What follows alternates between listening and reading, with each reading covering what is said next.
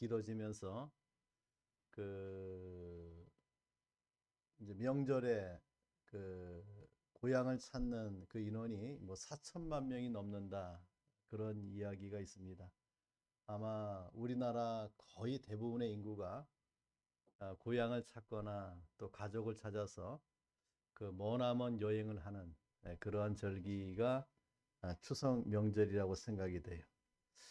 자, 우리나라의 명절에 고향을 찾듯이 유대인에게도 종교 절기가 있습니다. 명절에 해당되지요. 그래서 6월절이나 7.7절 또 장막절 같은 종교 절기가 되면은 유대인들은 어디를 찾느냐? 예루살렘 성전을 찾아요. 그래서 예루살렘 성전에 올라가서 하나님을 예배하는 그러한 절기를 지키는 것을 보게 되는데, 이건 하나님이 명하신 거예요. 하나님이 절기에는 남자 20세 이상은 반드시 예루살렘에 올라와서 하나님 앞에 절기를 지키고 예배를 드려라 라고 명하고 있는 것을 보게 됩니다. 그래서 보통 동네별로 예루살렘을 향해서 이렇게 이동을 합니다. 그래서 보통 100명에서 150명 이렇게 때를 이루어서 예루살렘을 향해서 저들이 그 순례의 길을 걸어가요. 순례의 길을 걸어가요. 도보로 그 길을 걸어가는데, 보통 갈릴리에서 예루살렘까지 가려면은 보통 5일에서 6일 또는 일주일 정도 걸려서 도착을 해서 절기를 지키고 다시 자신의 고향으로 돌아가는 그런 순례를 하게 되는 것을 보게 됩니다. 자, 이렇게 유대인들이 절기를 지킬 때 예루살렘으로 올라가는데 그때 부르던 노래가 있습니다. 이것이 바로 시편 120편부터 시편 134편까지의 노래입니다. 그래서 시편 120편부터 134편에 보면은 성전에 올라가는 노래라는 제목이 붙어 있는 것을 보게 돼요.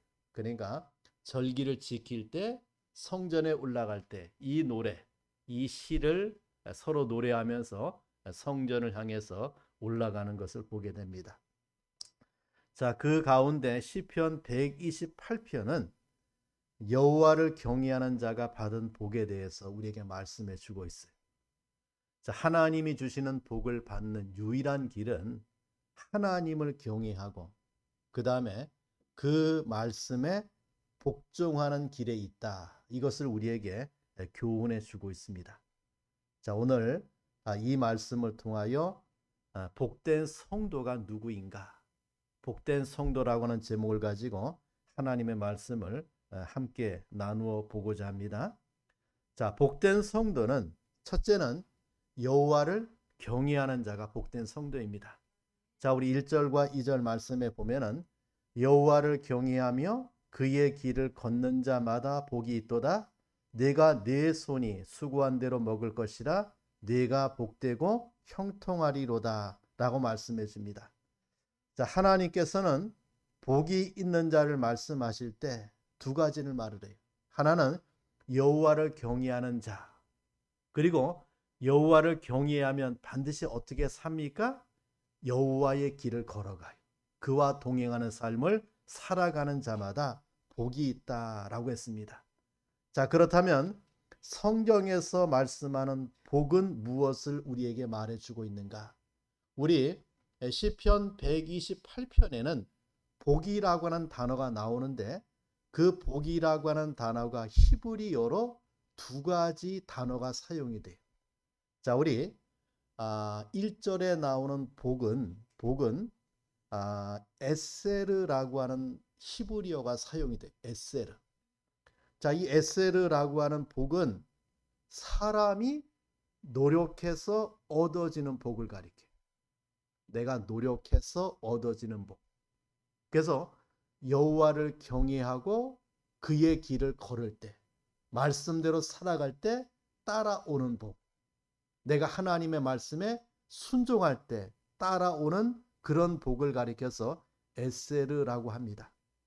하나님 앞에 경외의 삶을 살아갈 때 그 하나님과 동행하는 길을 걸어갈 때 하나님께서 주시는 복을 가리켜서 에세르라고 하는 1절에 나오는 복을 가리켜요.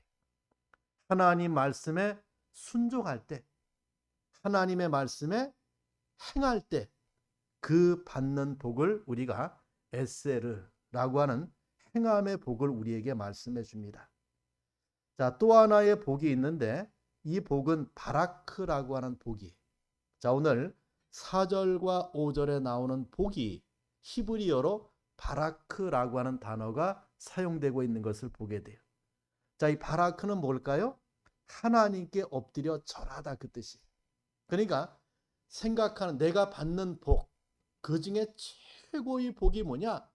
하나님을 경배하는 복이에요.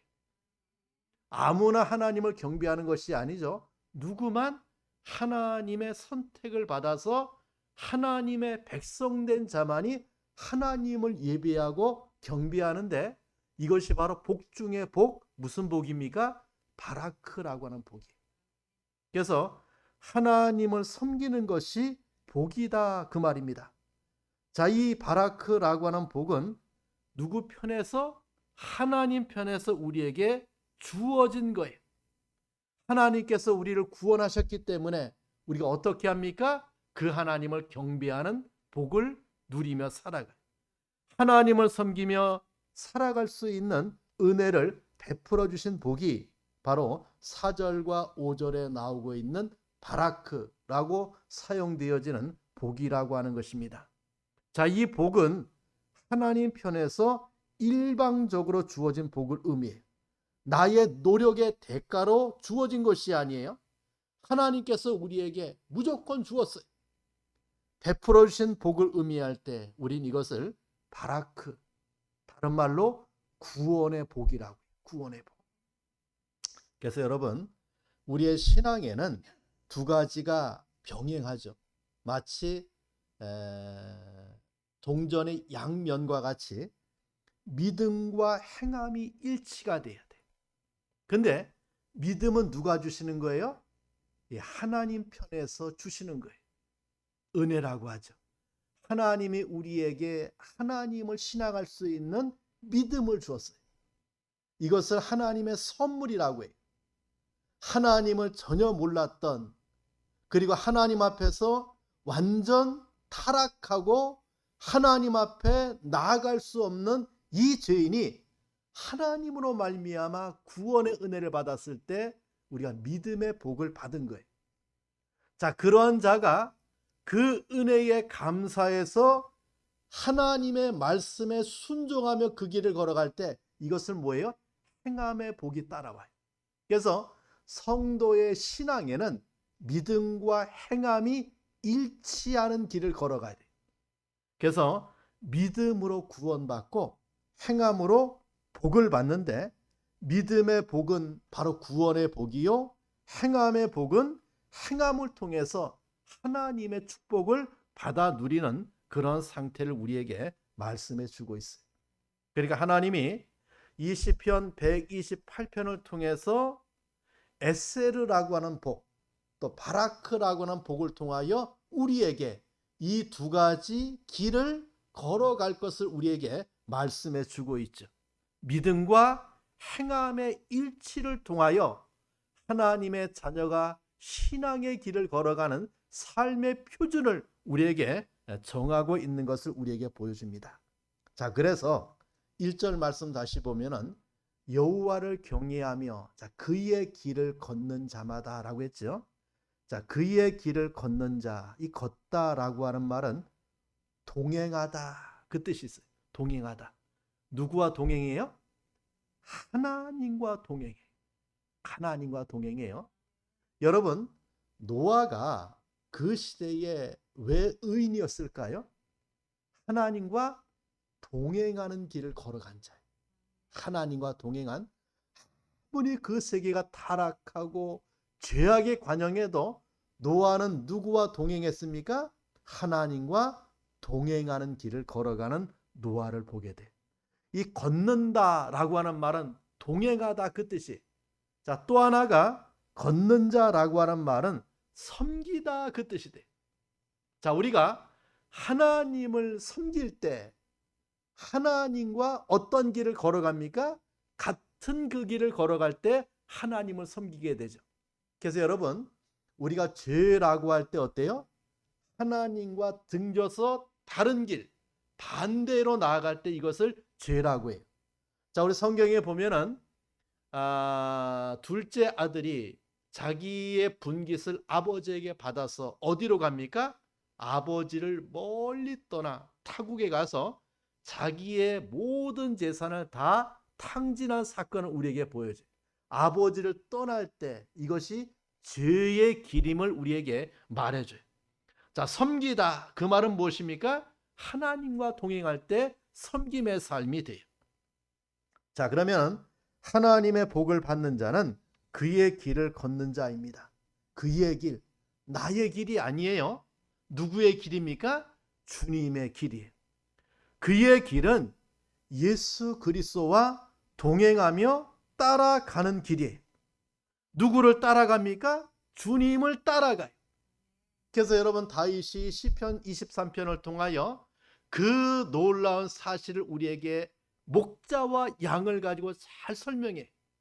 여러분, 목자가 양 앞서갑니다. 양은 어디에 물이 있는지, 어디에 푸른 초장이 있는지, 어디에 쉴 만한 곳이 있는지 양은 몰라요. 그런데 누가 아십니까? 그 양들의 목자장 되신 예수가 알고 있기에 그 양을 인도하는 거예요. 그럼 양은 누구만 따라가면 됩니까? 목자를 따라가면 돼. 목자를 따라가면 그곳에 푸른 초장이 있고 쉴만한 물가가 있고, 그 목자 대신 예수를 따라가면 그곳에 형통이 있고 하나님의 복이 있어요. 이것을 체험했던 다윗이 시편 23편을 통해서 이것을 우리에게 고백해줘요. 여러분, 가는 길, 걷는 자, 바로 예수 그리스도와 동행하며 따라가는 길을 우리에게 말씀해 줍니다. 따라간다. 이게 중대해요. 자, 그렇다면은 이러한 예를 성경에서 우리가 여러 군데 찾아볼 수가 있어요. 마태복음 5장 우리 18절에서 21절 말씀을 한번 띄워보면은, 자, 예수님께서 제자들을 부르시는 장면이 나와요. 제자들을 5장 18절에서 22절에 보면 4명의 제자를 불러요. 4명. 그리고 그 4명의 제자가 각각 형제들이 2명의 형제, 2명 형제를 주님이 부르시는 것을 보게 되는데, 똑같이 무엇하는 사람들입니까? 예, 갈릴리 바다에서 물고기 잡는 어부들이었어요. 자, 우리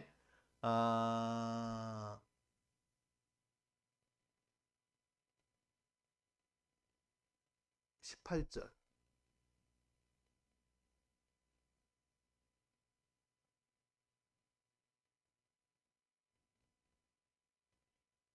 19절 볼까요? 자, 거기 보면은 예수께서 갈릴리 해변에서 두 형제를 만나게 돼요. 두 형제를 만나게 돼요. 자, 그 두 형제가 베드로라 하는 시몬과 그의 형제 안드레가 바다에 금을 던지는 것을 보게 돼요. 그래서 이 두 형제에게 주님이 말씀하기를 나를 따라오너라. 내가 너희를 사람을 낚는 어부가 되게 하리라고 했어요. 자, 주님이 물고기 잡고 있는 이 베드로와 그 다음에 그의 형제 안드레에게 무엇을 말합니까? 나를 따라오너라. 나를 따라오너라 라고 주님이 말씀해요. 자, 그때에 그 베드로와 안드레가 어떻게 행동합니까? 곧 그물을 버려두고 예수를 따르니라. 자, 이것이 바로 따름의 삶이에요. 주님과 함께 그 길을 걷는 자의 길이 이 베드로와 안드레를 통해서 우리에게 나타나고 있는 것을 보게 되죠. 자, 그 다음에 주님이 그 두 형제를 데리고 조금 더 가다 보니까 세베대의 아들 야고보와 그의 형제 요한이 아버지 세베대와 함께 금을 깁는 것을 보셨어요. 그리고 저들도 주님이 동일하게 부르십니다. 자, 그때에 이 야고보와 요한이 어떻게 합니까? 배와 아버지를 버려두고 예수를 따르니라 라고 말씀해 줍니다. 자, 주님을 따라갈 때 베드로와 안드레는 그물을 버려두고 주님을 따랐고, 그 다음에 야고보와 요한은 배와 아버지를 버려두고 예수를 따르는 길을 걸어가는 것을 우리에게 보여줘요. 자, 이 네 명의 제자가 주님을 따라가는 길, 이것이 바로 오늘 성경 1절에 나오는 그의 길을 걷는 자라고 하는 말이. 자, 그렇다면은 우리가 예수를 따라갈 때 예수를 따르는 세 가지 원칙이 있어요. 세 가지 원칙이 있다. 자, 그것을 예수께서 우리에게 정확하게 말씀해 주고 있는 것이 마태복음 16장 24절부터 나오는 말씀이에요.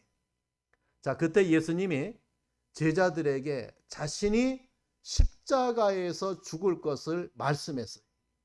자, 그때에 베드로가 그 길을 갈 수 없다고 예수님의 길을 막아섰습니다.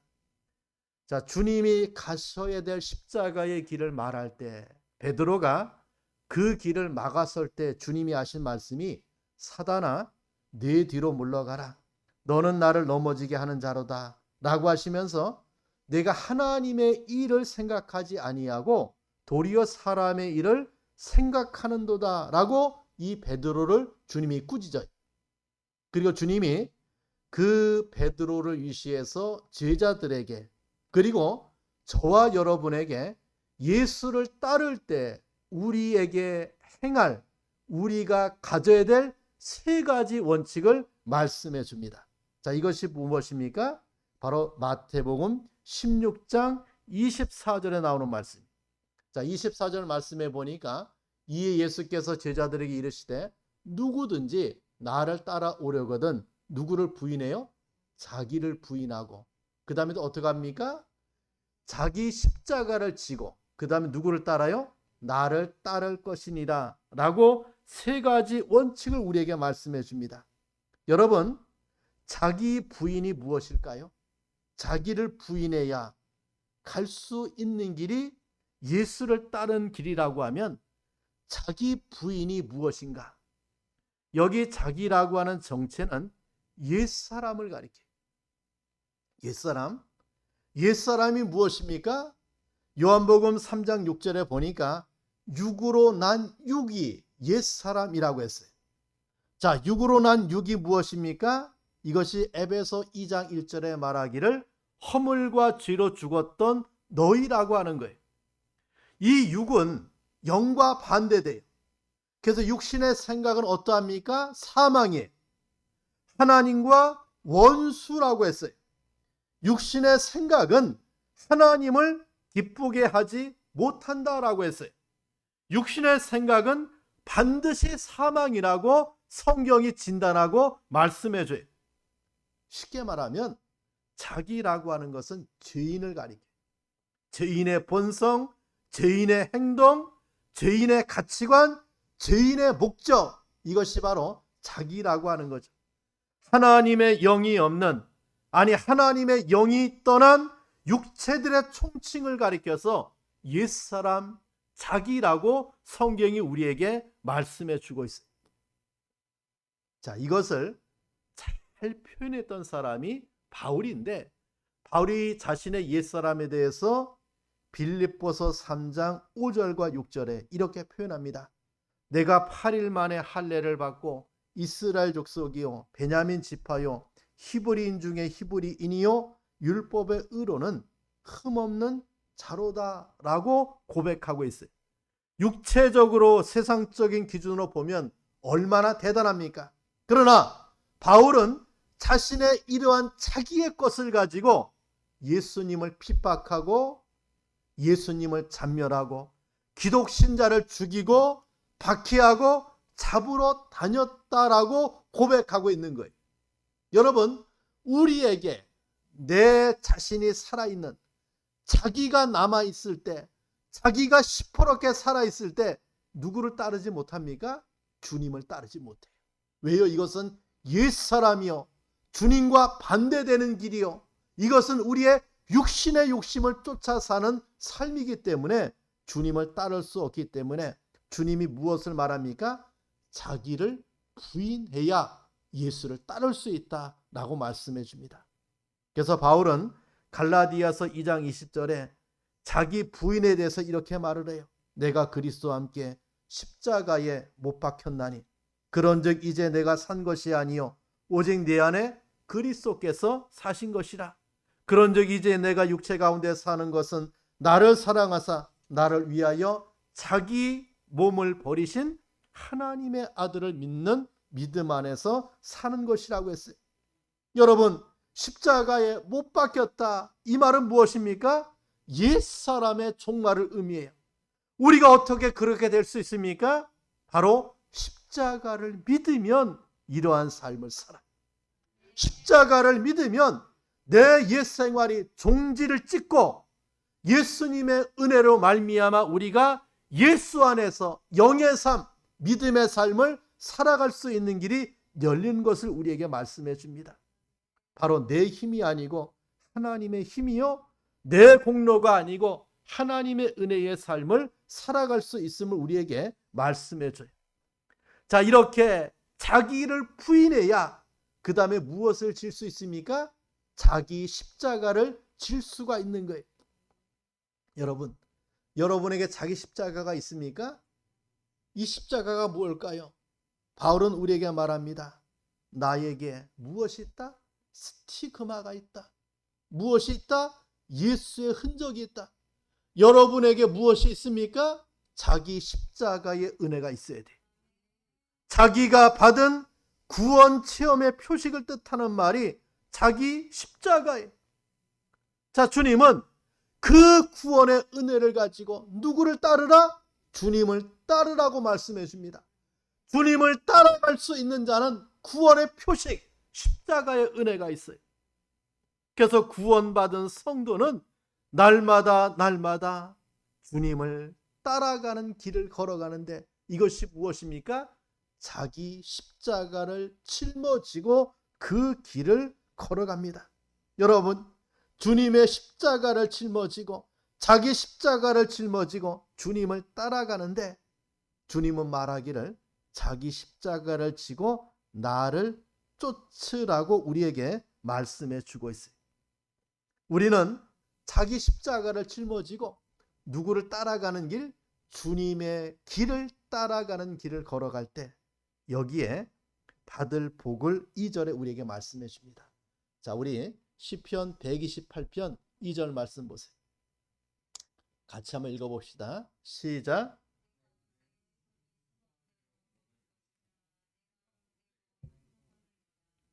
자, 내가 내 손이 수고한 대로 먹을 것이다 라고 했습니다. 자, 손이 수고해도 먹지 못하고 아무리 노력해도 그것을 얻지 못하는 경우가 있어요.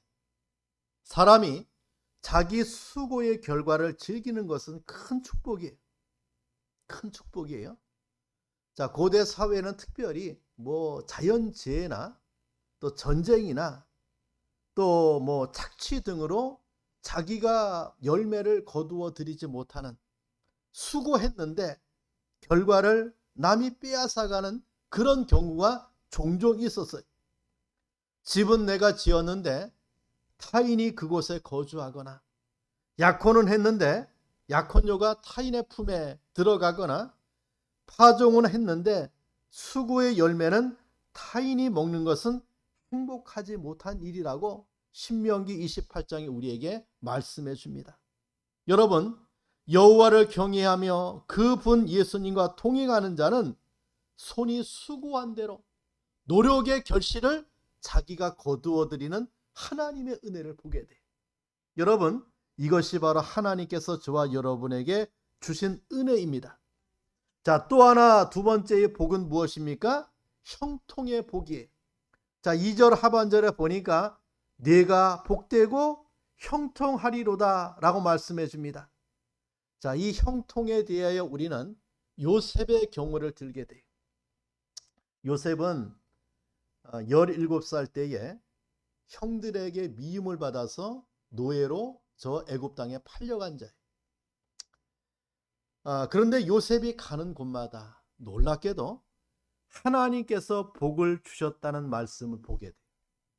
요셉이 보디발의 집에서 종살이 할 때에 하나님의 시대장 보디발의 집이 복을 받았어요.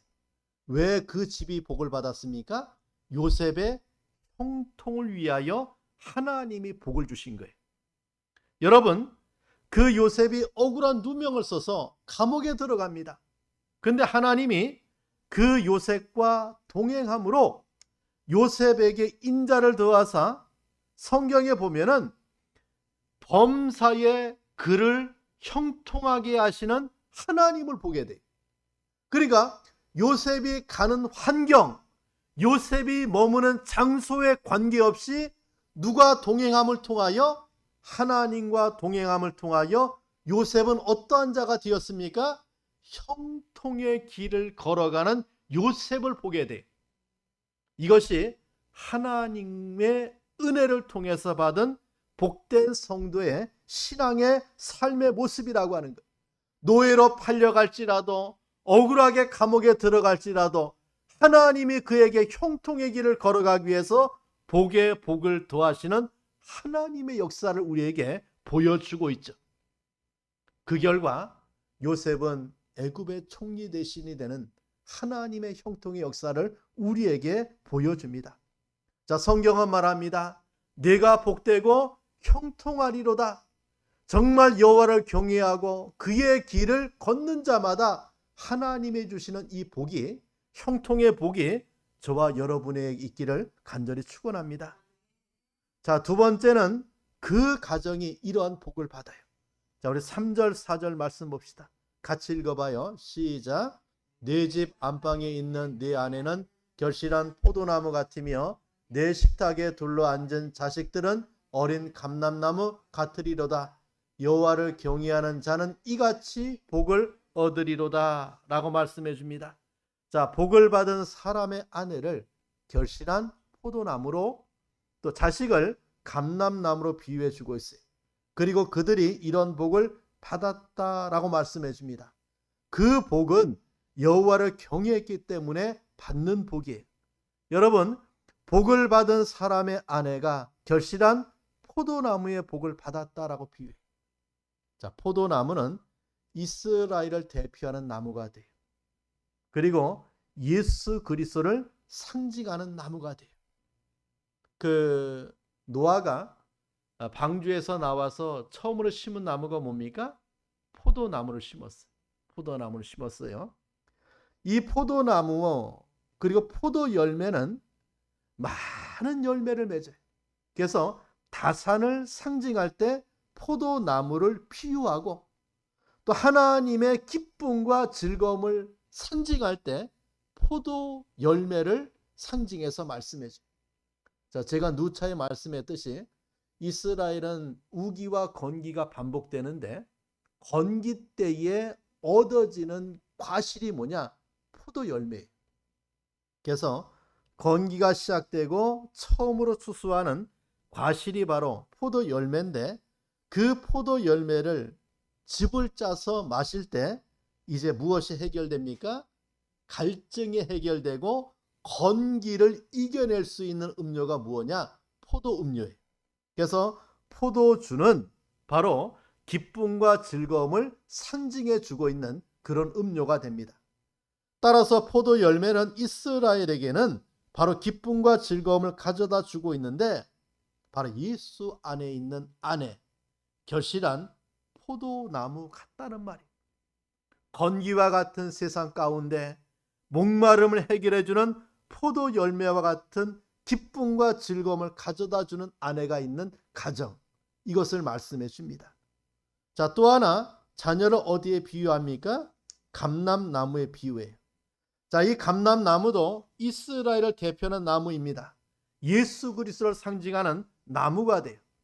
자, 이 감람나무, 올리브 나무는 생명력이 아주 강한 나무예요. 그래서 오래 사는 나무는 약 2000년 이상 생존하고 있는 나무도 있어요. 예루살렘 동편에 감람산이 있고, 예수께서 거기에서 하늘로 승천하신 산이 감람산입니다. 그리고 주님이 마지막 겟세마네 기도를 드릴 때 그곳이 감람산 밑에 있는 겟세마네라고 하는 감람산에서 나오는 저 올리브를 따서 즙을 짜는, 기름을 짜는 곳이 바로 그곳이었어요.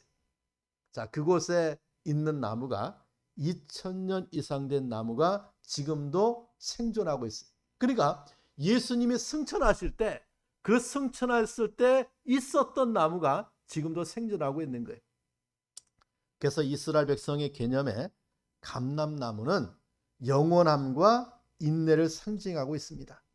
자, 하나님께 복을 받은 가정은 그 자녀들이, 정말 그 자녀들이 식탁에 둘러앉은 감람나무로 비유해.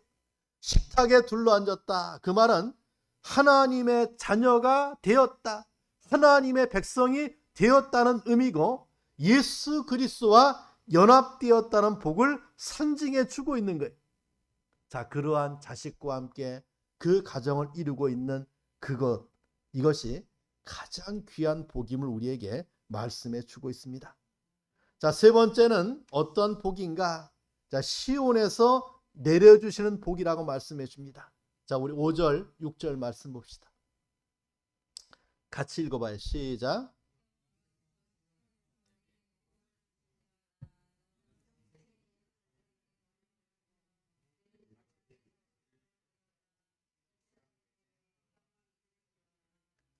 자, 어디에서 복을 주신다고 했습니까? 시온에서. 누가? 여호와께서. 자, 그러면 시온이 어디입니까? 이 시온이라고 하는 말의 뜻은 밝은 빛이 비추는 곳이. 그래서 예루살렘 도성이 있는 그 산을 시온산이라고 합니다.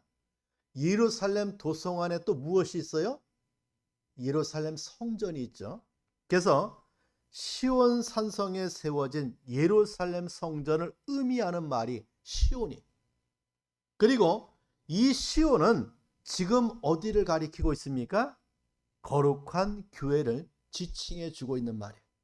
자, 그렇다면 이 복은 시온에서, 지금 어디에서? 교회에서 온다라고 말씀해 줍니다. 하나님께서 우리에게 주실 복을 교회를 경유해서 주시는 거예요.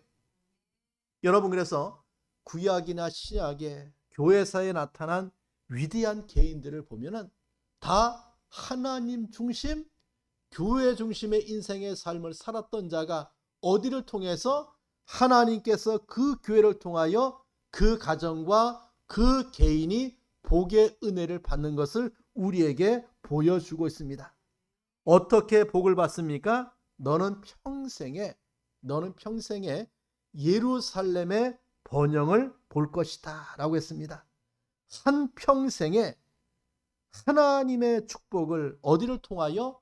교회를 통하여 너희가 받을 것을 우리에게 말씀해 주고 있는 것을 보게 됩니다. 이것이 바로 하나님의 복이에요.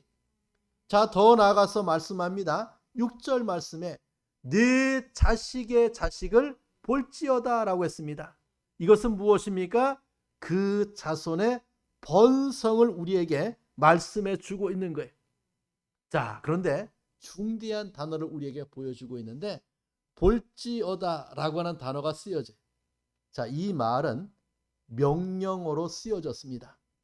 명령어로 이 번영을 볼지어다, 자식을 볼지어다, 이 말은 반드시 하나님이 이것을 이루시겠다, 그런 뜻이에요. 그러니까 하나님께서 이러한 복을 너희에게 반드시 내려주실 것을 명하고 있는 것을 우리에게 보여줍니다. 우리 사랑하는 성도 여러분, 자, 우리는 추석 명절을 맞이해서 추석 명절과 관계되는 말씀 가운데 시편 128편을 통하여 하나님께서 저와 여러분에게 주시는 말씀의 은혜를 살펴보았습니다. 복된 성도 누구입니까? 여호와를 경외하는 자예요. 복된 성도 누구입니까? 그 하나님과 동행하는 길을 걷는, 예수와 함께 그 길을 걷는 자가 복이 있는 자임을 우리에게 말씀해 줍니다. 그런 복의 내용을 말씀해 주고 있고, 그 복이 시온에서, 그 복이 교회에서 저와 여러분에게 임할 것을 우리에게 말씀하고 있는 것을 보게 됩니다. 우리 성도 여러분, 우리가 신앙의 길을 걸어가는 동안에 이런 복을 받아 누리길 바라요. 이러한 복된 성도가 되어서 하나님 앞에 그 영광을 돌리고 감사를 돌리는, 정말 저 가정을 볼 때마다, 저 인생을 볼 때마다 하나님을 경외하다가 하나님과 동행하다가 저러한 복을 받아 누리는 자라고 하는 그러한 칭찬을 듣는, 그러한 말을 듣는 성도가 되어지는 은혜가 있기를 간절히 축원합니다. 기도하겠습니다. 오늘 받은 말씀 붙들고 기도합니다. 복된 성도입니다. 그 복은 다른 것이 아니라 여호와를 경외하고 또 그의 길을 걷는 자에게 이런 복이 임할 것을 우리에게 말씀해 주고 있습니다. 자, 이런 은혜들을 위해서 우리 다 함께 통성으로 기도하겠습니다. 하나님 아버지, 감사합니다. 주연의 가운데 이 시간에 여호와를 경외하는 자, 하나님과 동행하는 자, 예수님과 함께하는 자의 복된 인생의 삶을 우리에게 말씀해 주고 있음에 감사합니다. 하나님 아버지, 이러한 복을 받아 누리는 성도 되게 하옵소서. 내 자신이 이 복을 받아 누리고 우리의 가정이 이러한 복을 받아 누리고 또 우리의 사회가 이러한 복을 받아 누리는 축복의 은혜가 임할 수 있도록 주님이 권고해 주시옵소서. 시온에서 여호와께서 우리에게 복을 주신 것을 감사합니다. 교회를 통하여 이러한 복이 우리에게 임하게 하심에 감사하고, 말씀의 복이, 축복의 은혜의 복이 우리에게 내려서 그 은혜를 가지고 살아가는 성도들이 될 수 있도록 주님이 은혜를 베풀어 주시옵소서. 하나님 아버지, 감사합니다. 이 시간 여호와를 경외하는 자, 그 하나님과 동행하는 자, 예수의 길을 걸어가는 자에게 이러한 복의 은혜를 우리에게 말씀해 주고 있음에 감사합니다. 내 자신이 이러한 복을 받아 누리고 우리의 가정에 이러한 복이 임하고 또 우리의 공동체에 이러한 하나님의 복이 임하는 축복의 길을 걸어갈 수 있도록 은혜를 베풀어 주시옵소서.